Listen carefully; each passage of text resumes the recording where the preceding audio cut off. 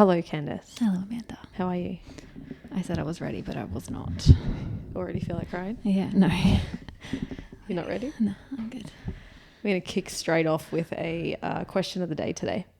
Oh, have you done it? Did you have one? Yes, Oh. but it's fine. Did I not say I was writing the notes for Yeah, today's you podcast? did, but I just assumed it wasn't including that. God. All right, you It's- go. no, mine- we'll ask two. No, okay. Mine's a bit of a story, though, so maybe you should do yours. And I'll do mine at the end. No, I'll do mine. Okay. And then if it's... Well, mine's just a boring old question of the Okay. day. I'm sorry. This is why we need to share the notes. This is why there needs to be some kind of sharing. All right. We've done this one in class, but I Okay. really liked it. Okay.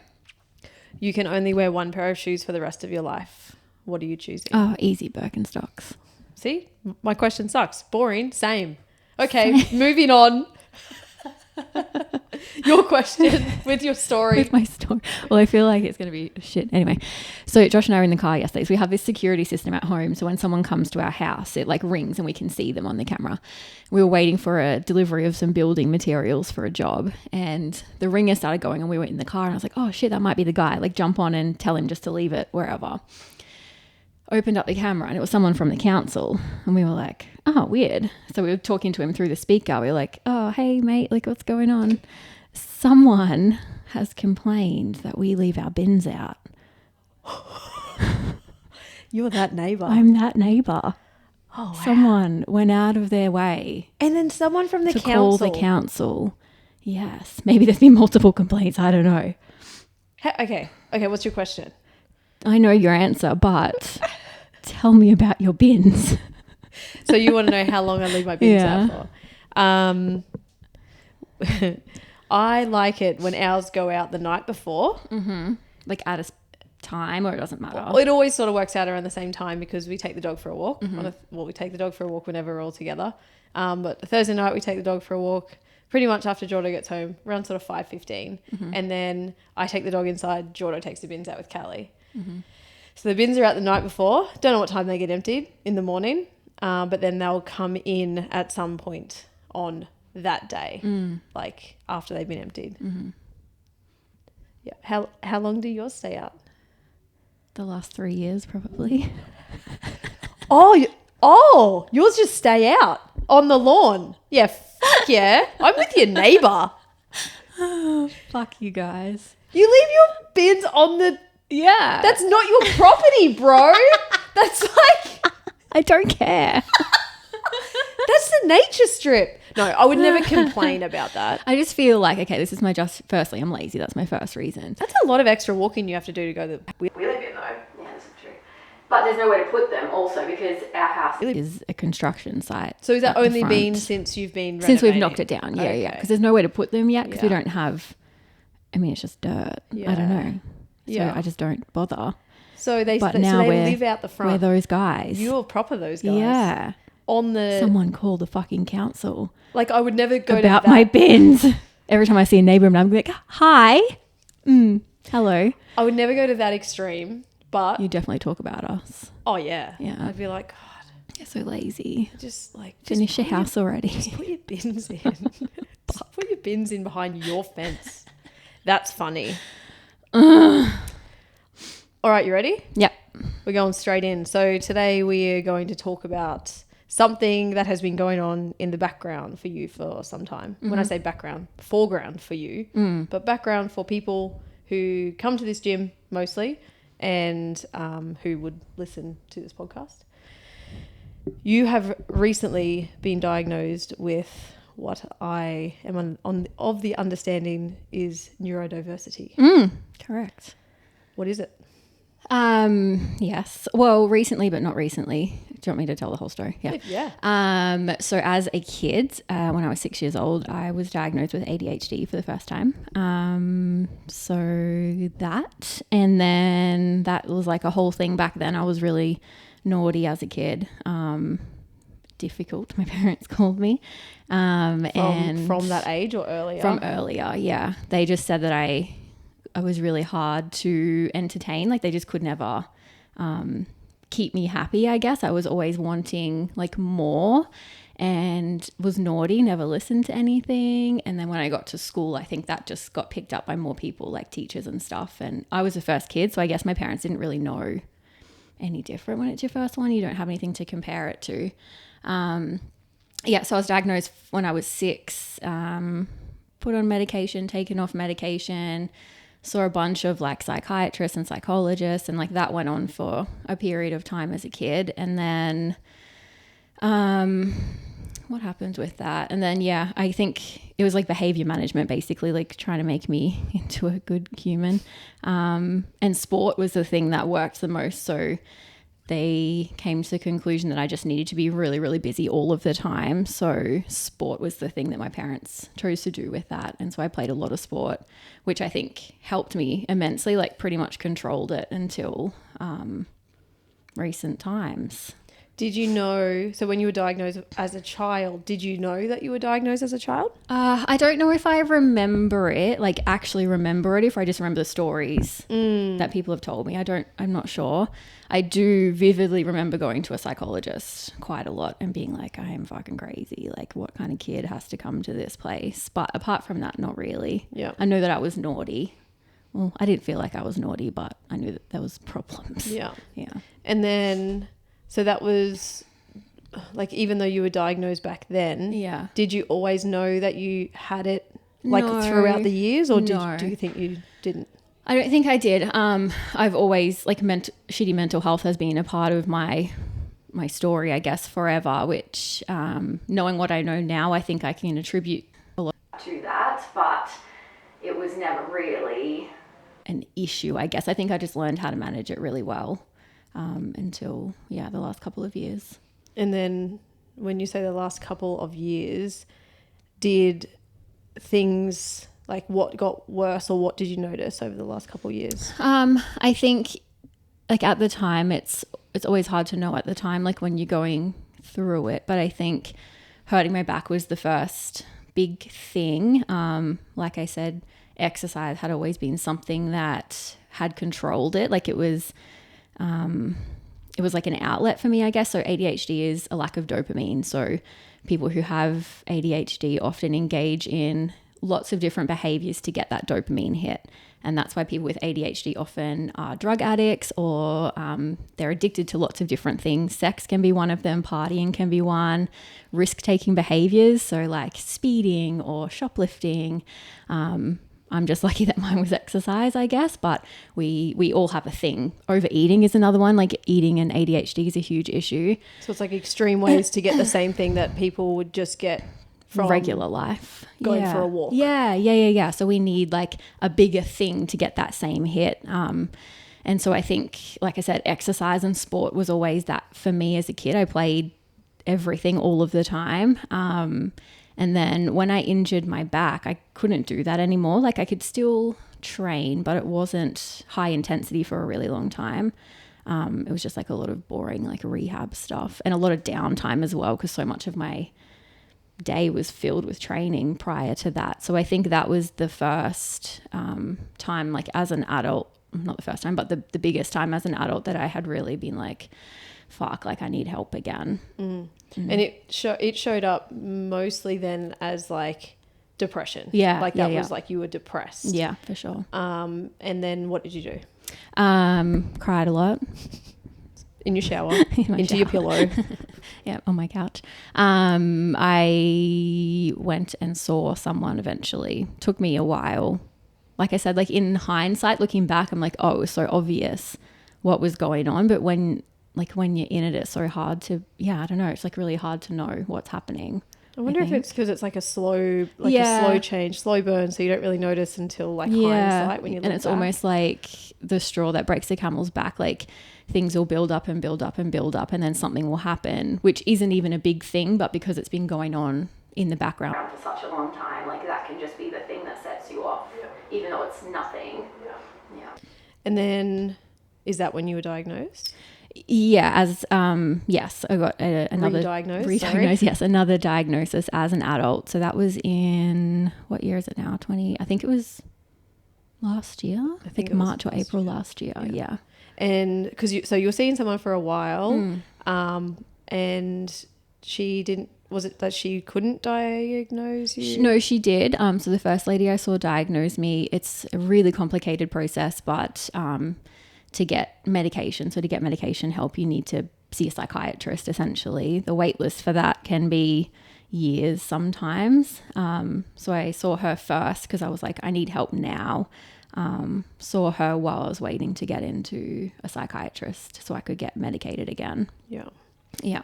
And so that was about over 12 months now. That first thing happened, but I didn't get into a psychiatrist until maybe 4 or 5 months ago. Yeah. And so do you think, so obviously the back was the thing that sort of like drew it all out. Yeah, I think so. And then you had obviously a few other niggles that went on after that, which wasn't helpful. Yeah, not helpful at all. And to my understanding, I think, is it ADHD that you guys also, is it fixate on things and like have like a thing? So, and training is obviously that for you as well. Yeah, I think CrossFit, we call it special interest, like something that we hyperfixate on. I think for me that has been CrossFit for the last, I don't know, 6 or 7 years. Yeah. And so that was kind of taken away from you, which was, and then you didn't have another fixation. Yeah, exactly. I didn't have anything else to move on to. And I think, it's just funny looking back at it now, like I hyperfixated on the thing that I ended up working in and ended up doing all the time. And I think people with ADHD end up doing that a lot. Like they'll find their thing and they'll just throw everything into that thing because it gives them all of the dopamine as well. And then, that was kind of taken away. Part of that was taken away from me, which is fine. But then, I guess I just struggled to get that. I sound like a drug addict, but I struggled to get that like happiness, I guess, from anything else. Yeah. Yeah. So then what happened? So you were talking it out in therapy, you got diagnosed, and then do you think that helped? Like getting re-diagnosed as an adult, do you think that was helpful?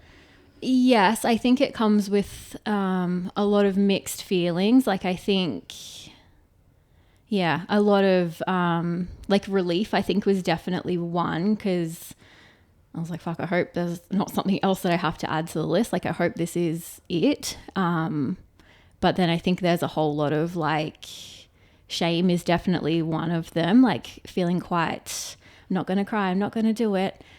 It's happening. It's okay. It's going to happen. It's okay. It's going to happen. Fuck me. Feeling quite embarrassed that you can't control it, I guess. Yeah.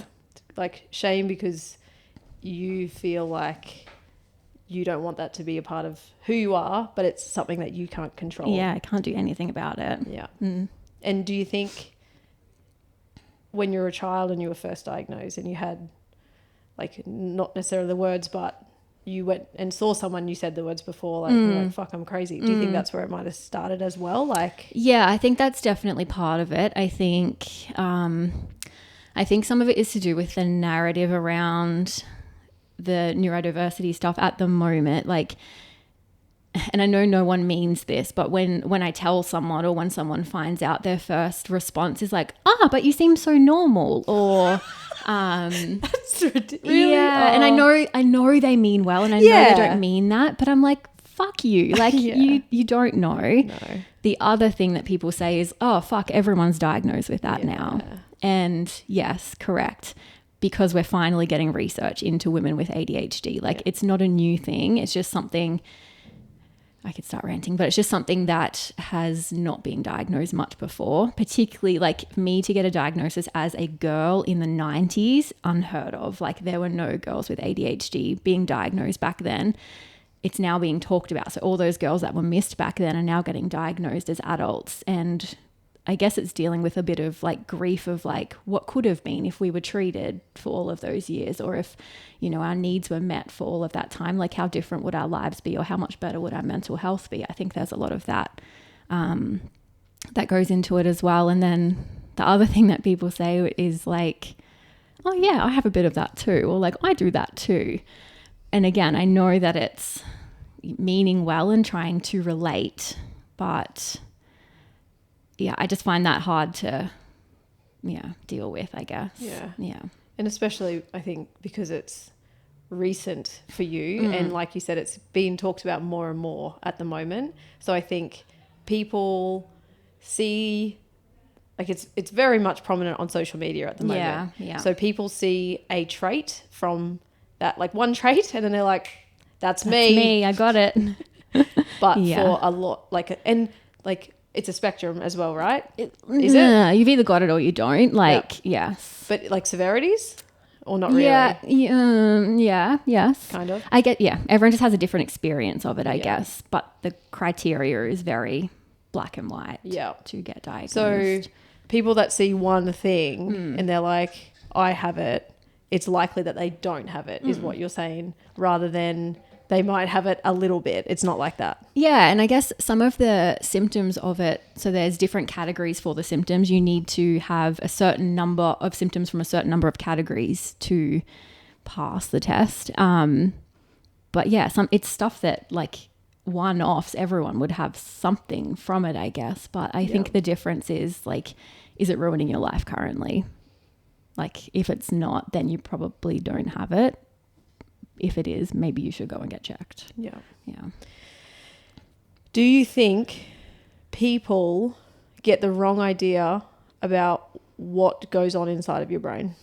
Yes. What do you think is one of the most common things people think versus what you're actually thinking? That I am a bitch. Really? Yes. You think that people think you're a bitch? Yeah. Because I don't say a lot, and I have a good resting bitch face. Intentionally or not? No. I'm usually just thinking about a lot of things. What are you normally thinking about? It depends. I'm usually singing a song. It's usually some counting going on in there. So that's another thing that I fixate on, numbers. I count everything, which is so fucking frustrating, but can't help it. So when you say you count everything, give me an example. Give it. Crazy's coming out. Nah, let's get it. Let's get it. If you said a word to me, I couldn't tell you what the word would have to be, but if it was a big word, I would still be listening to you, but I'd also be counting how many letters are in that word over and over again. And is that an ADHD thing? I think so. Just a fixation on something. Yeah. And then, so while you're counting, you probably, or and listening, you've got this face, and people are like, might be thinking she's judging me. She's this, she's that. Really, you're like, it's literally what's happening in my brain. Like listening, but also I need to know how many letters that word has in it, and I need to do that many times. Yeah.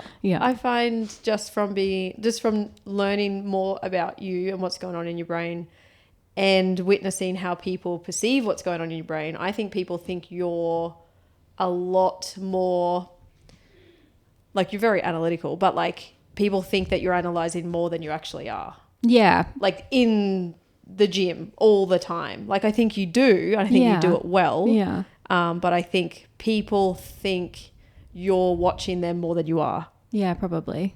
Like I'm looking at you, but I'm probably also. But even like if you're just, I don't know, I can't even give you an example really. But like if you're like in a class and I don't know, I can't even give you an example, but like, okay. Yeah, people just think that you're more alert based on what you look like, but you're like, you're also just. I'm not thinking about you, bros. That, like, yeah. I think that's. Trying to work out how many letters in that word that you just said. That as well. Yeah. I find that really fascinating. And I think it's a definite, like not at anyone's fault, because I think not at your fault, not at their fault, but I think that you do have that presence and, like you said, a solid face. Yeah. Sorry. Yeah, it is what it is. But I also, like, I do watch a lot of, and that's the other thing that I, like, have in common with a lot of ADHD is not everyone, but I know what's going on at all times. Like, I can hear every single conversation and know what everyone's talking about, and I know where everyone is at all times, and I know, I just take in a lot of information. But then you don't do anything with it. No, I just know. That's where I think it gets confused. Yeah. Like, I think if I were to do that, and no, I don't because I can't, but if I were to know what was going on, who's like, what are they talking about, I would then narrate in my head what they're talking about, why they're talking about that here. That's not the place to talk. Like, I would then not pass judgment, but I would continue the conversation of what's going on. Whereas yours is just a observation of that thing. Yeah. And then you like you move on to the next. Yeah. If that makes sense. Yeah. I'm not like writing You're notes not on it. pulling it apart. No. You just know. You can just hear it. Yeah. Just know what's going on. Yeah. What's the hardest part of it? Probably the mental health side, I think. I think lots of different elements, I think, go into it. Like definitely like the dopamine hunting. It like training obviously is a huge one, but that is very up and down with my injuries at the moment. So I found that really difficult. And then I think it really affects my self-esteem as well. So that can be quite hard some days. Which I think is another lie from your body language and face. Yeah. Like you don't present like you would struggle in that regard, which I think can be confusing for people as well. Yeah. Which everyone does in their own way. But yeah, in different ways you've expressed that affects you a lot more than I think people would realize. Oh yeah, for sure. Like it's knowing there's something, like I don't want to say wrong, but different sounds not like enough though, but something that's fundamentally different about the way that you function as a human compared to others, like constantly trying to check myself and check my behavior and make sure I'm not being rude, and I don't like just like so many things going on in the background all of the time. Like I think that really affects how you feel about yourself as a person, and like, oh, did I offend that person? Like, did I say the wrong thing? Did I, like it's just constantly going through that over and over and over again through a day. And then when you're worried about offending someone, is that because you don't have the same, like, is it like a hindsight thing? Like why would you be worried about that? Do you want to talk about the next thing in here now? So in this whole process, I've also been diagnosed with autism. So that I think probably comes from that. Yeah. Yeah. Just poor read of social cues, I guess. Yeah. Yeah. But then you have enough awareness to know that. Yes, I think so. I think, again, I have had it my whole life. And was, again, just not diagnosed because girl in the 90s, like it just wasn't looked at. You learn how to socialize well, I think, by watching other people and just becoming really, really aware of it. But then I can be, if I said everything that came through my brain, it's very blunt and very harsh. But sometimes I worry that I've lost the filter. Like if I'm tired, or if someone's really pissed me off, or if I'm just having a bad day, sometimes I feel like that mask slips a little bit and I'll like blurt the thing that's in my head. I'm like, fuck, like I can't take that back now. And so that will be something that goes on and on and on in my brain for days or weeks, or depending on how bad it is. So would you say your analysis of what comes out of your mouth has to be a little bit bigger Yes. than normal? Yeah. Yeah. I would say 99% of the conversations I have are pre-planned in my brain to make sure. Say it before you say it. Yeah. Oh yeah. Yeah. Yeah. It's rehearsed. Yeah. Yeah. So I don't say the wrong thing. And if you did, it's because it would come across socially unacceptable. Yes.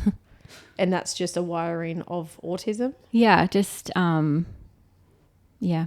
Yep.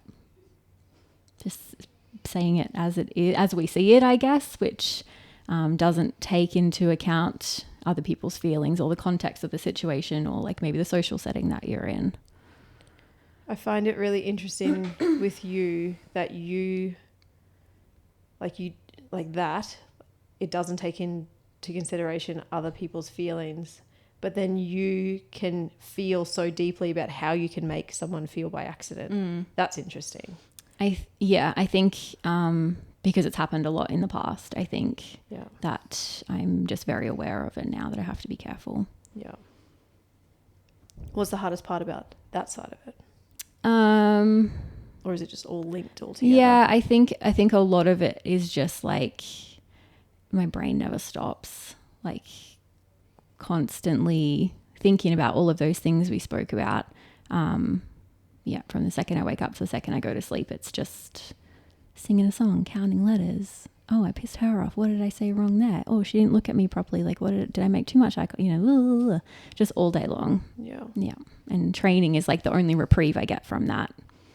Because you're not thinking too much. Yeah. Trying not to die. Worrying not to hurt. Yes, exactly. That's your only worry. Exactly.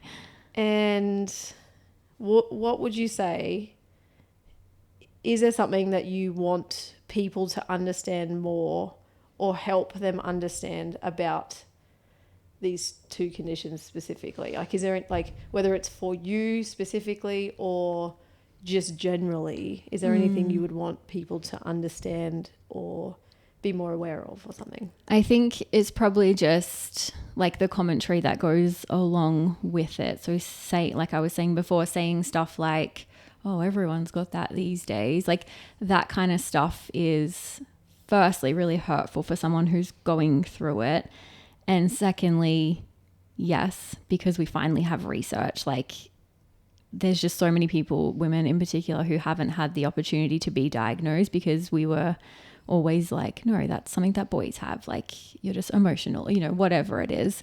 And thirdly, like it's years and years and years and years of appointments and testing. Like it has cost me somewhere between $5,000 and $10,000 to go through this whole process and get diagnosed and go to the appointments and like trial the medication. And I just don't think that's something that people would do just to look good, like just to be like, oh, I have autism. Like I just don't think that's something that people would do. So when people say stuff like that, like I just check yourself before you start talking. Yeah. Fair. I find that really difficult. And then what about for people who are either supporting someone through it, like a close friend or a partner? Is there anything you would suggest for someone who's going through it, what they should be like? I just think like do as much research as you can. But like also talk to your person. Like everyone experiences it so differently and everyone struggles with slightly different things. But yeah, I would listen to podcasts or read books or like do whatever helps you understand it, because the more you know, the more you can help, I think. Yeah. What's your superpower? Oh God. I can do a lot of things at once. I think sometimes I don't get done finished, but I have the ability to have a lot of things on the go at any one time. And I think like, again, hindsight, wonderful thing. Like looking back at my life, I've never had one job. Like I've never just like had a job and gone home. I've always like done 2 or 3 different things from the second I could work. Like I was tutoring and babysitting and working in a shop, and then I'd work in a different shop and tutor and it's just crazy how much was missed throughout my life just because it's the way that was and no one knew any different. But looking back now, I can see very clear signs of it. Yeah. When do you think, for maybe someone who thinks that they could be going through it, when do you think it's worth getting a diagnosis? Or like reaching for a diagnosis? I think like if you're getting to the point that it's interfering with your life and your happiness, that it needs to be looked at. Yeah. So like you said that earlier, like when it's got to be impactful in a negative way, right? Yeah. And that can look so different. Like what I experience is different to what the next person experiences. Like that can look really different. There's just so many parts to it that are all ridiculous, but it's just different for everybody. And like different for me on a day-to-day basis. Like, so many things. Like some of them are so funny though. It's so stupid. Like, one of mine is time. Like I have bad issues with time. Like I'll be at home. I'm like, okay, I've got to leave in 5 minutes. Instead of just getting in the fucking car, like I could just leave at that point. Like I got 5 minutes. I can do so many things in 5 minutes. I'm going to put on the washing. I'm going to water the plants. And then halfway through watering the plants, I'm like, oh yeah, I need to go pick up the dog poo in the back. Like, and then I'm like, oh my God, you dickhead. Now you're late. Like you just spent 15 minutes doing shit where you could have just gotten in the damn car and gone to work. Like just things like that are so ridiculous. That's very and funny. so frustrating at the same time, because you like, it just, I don't know, it just happens. And then 10 minutes have gone by and you don't even know. So stupid. I don't want this to be like a thing at the gym, like, you know, like where, I don't know. My question is this an open invitation for people to talk to you about this in the gym, or would you prefer people don't speak to you? Ooh. That's what I wanted. I wanted to put that out to see what you wanted. Like, I don't mind. Yeah. As long as you're comfortable with whatever goes forward.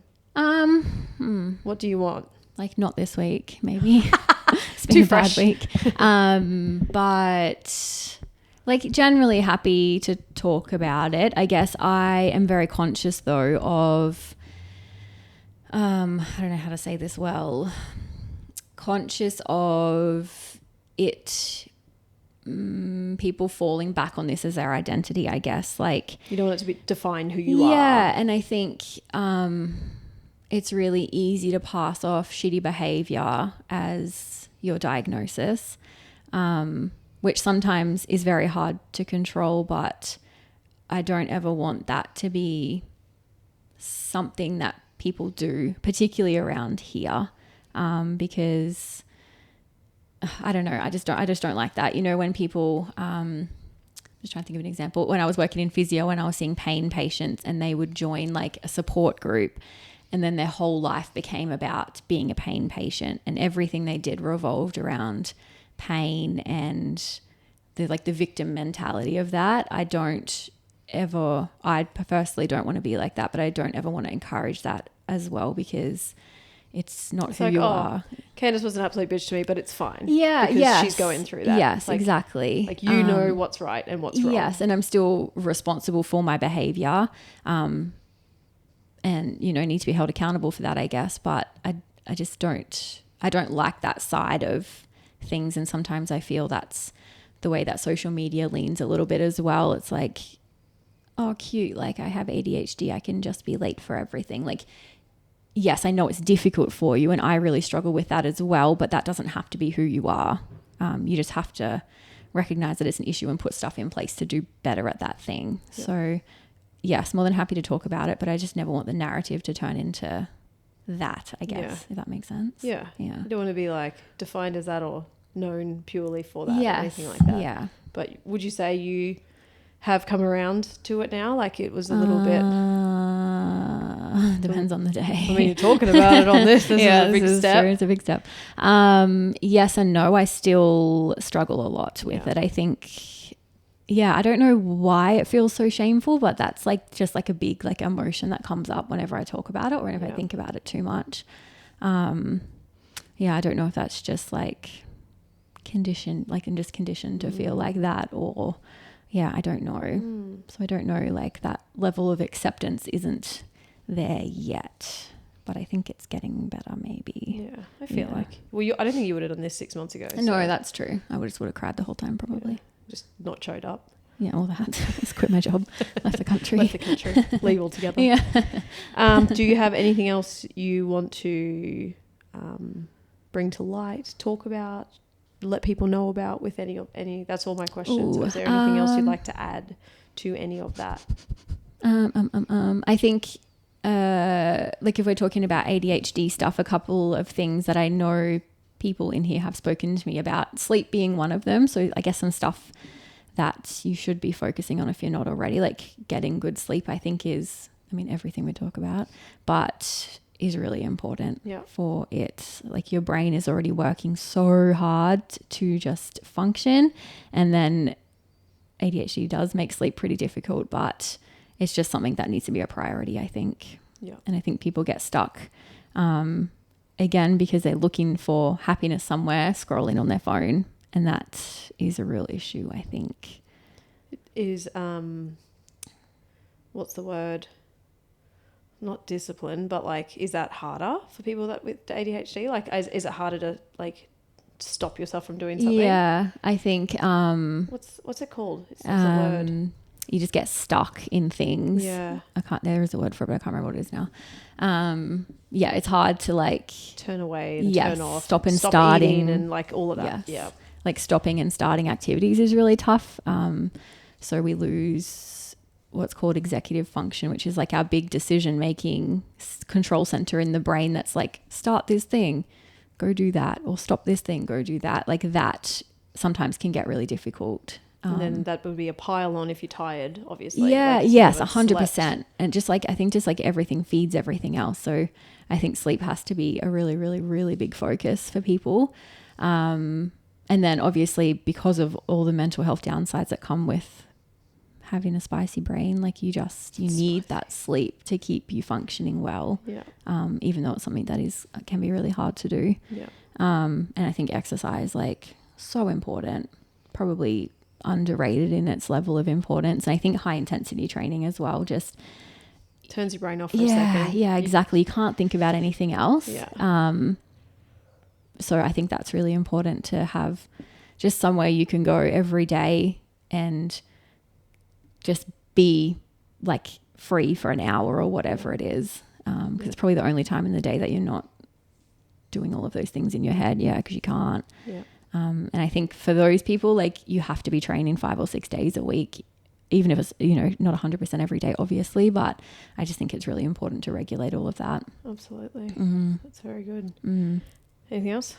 I mean, I could talk about it for hours, but like nutrition obviously is huge as well. Yeah. Like people get addicted to food and eating food to get those little hits, but then you get all the bad consequences from that. So just everything we talk about, like sleep, training, nutrition, stress, all of those things have to be managed for it to be managed. Yeah. Yeah. It's just a little bit harder, I think. Yeah. Love it. Thank you. You're welcome. Thanks. You for make me talking about cry. it. I didn't know whether to like lean in on that and like Yeah. make it. Then I was like, nah, she might run out the door. That wouldn't be good. I feel like you've locked me and I can't really get out. Even if I wanted Switch things to. up today. I wouldn't be able to No, I today. don't think so. No, you did good. You did well. Thanks. Kept Thanks. it together. You didn't cry. You didn't make me Yeah. cry, so No. I win. And I didn't cry. No one cried. No one cried. I mean, you Becky were didn't you were cry. close. She's fine, yeah. Becky's all right. Maybe she did. Did she have a pillow over her head? Who knows? Just had a little nap. What's coming up? Run 60 tomorrow. So we'll have that going on. So we're meeting at Alex. I've dropped a pin in the members group. Hopefully, it looks like we've got more than 30 coming. So good. Which is good. And yeah, we'll see who runs how far. But we're all going to just aim for a 5K and see what happens after that. Chad? In 2 weeks, Chad. It's going to be great. Yes, always such a good day. Yeah. Hopefully last year we raised so much more money than I expected. So hopefully we can put a bit of a dent in that this year as well. Love it. And then in the bag, I forget the date that has to be done. Same day as Chad. It has to be here the 9th of November on the Saturday. So just a couple of weeks left for that. And then your bright spot for the week is how we will end. Ooh, I think... I didn't even think about this. Do you want me to go first? Yeah, you go first. My bright spot this week is when I have a look on social media, on Facebook, and then I see in different Facebook groups, people are like, I'm looking for a gym on the Sunshine Coast. I love it when I see our members or our staff members like comment and they're like, oh, that's so cool. And it's like so often and it's just very, very cool. And I never write, you should come to Contessa because I just feel like I'm... You're just selling stuff. And they're like, obviously you want me to come. But yeah, it means a lot. I think it's very cool that our staff members and our members do that. And I've just seen so much of it this week. Yeah. So that's made me very happy. That's awesome. Yeah. I wonder, we've had quite a few new leads this week. So I wonder if any of that has come from I usually ask, and a lot of people, they do write, like when they first write to us, they'll say, I saw this on a post. And it won't even be the person asking. It'll be some other random that just saw it. Very cool. Keep up the good work, guys. Yeah, love it. Okay, I have 2 this week. One is that I got my brace off, which is very exciting. That's a big one. And I went for a walk last night, which is very exciting. In my head, like you said braces. So I was like, no, you didn't. You didn't even have braces. My knee brace. I went for my first, like, just a little walk, but without feeling like my leg was going to fall off. So that was pretty cool. Nice. And my second one this week is Stella. We have been training for something. I won't say too much. For the last... It's been years. Like years and years. She's been working towards this goal, and she fucking did it on yesterday. Wednesday. What day is it? Yeah, Wednesday. Yeah. Which was very exciting. It was very cool to see. And you and her have worked very hard for that, and I'm very excited. Lots of tears at the end. Yeah. Yeah, it's just so cool seeing, we'll have to get her on here and talk about it a little bit more, but seeing someone who was so resigned to the fact that they couldn't do it, like that it was just not even in the world of possibility for them to do the thing they wanted to do. She didn't even want to tell you what it was at the start. It took so long to even set that as a goal, even though she knew that's what she wanted. And it's crazy. Such a good story. It's so cool when, like, exactly what you said, when the impossible becomes very, very possible for someone. And that took, even that part, like, she set it as a goal and you guys worked together on it, but both of you were like, this is not happening because of which we will talk to her about. But it was impossible for a while, and then it got possible. And then it became very achievable. And then it's just been better and better. And it's just like, I know it sounds corny, but literally anything you want to do, like, there's no reason you can't do the thing if you're willing to put in the work. And she has well and truly done that. So I'm very excited for her next little chapter. Adventure. What a story. Very we'll cool. have to get her on. Very, very cool. Thank you for today. Thank you for not making me cry. I feel like I failed. There's still time. No. All right. See you next week. See you. Bye.